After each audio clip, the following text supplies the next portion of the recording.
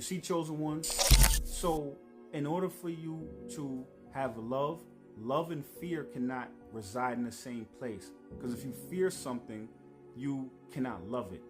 Meaning that real love is understanding. When you love something or someone, you want to understand it. That's why if you see people who love cats, they understand how cats move. They understand how everything, cats do, their mannerism, things of that nature.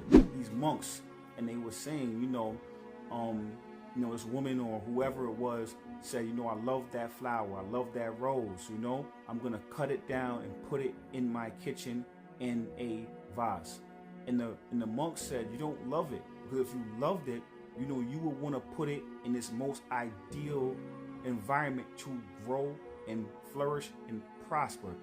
You love the way it looks, you love the way it smells, but you don't love it, because if you loved it, you would know you're shortening that rose's life by cutting it down and putting it in your kitchen. What you would do is you would go to it where it's in natural habitat, and you would give it what it needs to flourish and be the most beautiful it could be. I say to say is that in the Matrix, most of the time, that's what we do. Valerie, talk to him.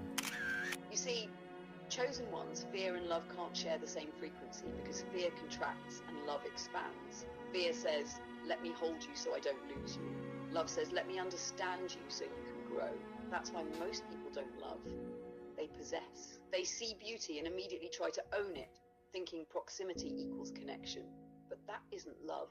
That's consumption. Love observes without needing to control. Love asks, what helps you thrive, not how can I keep you close?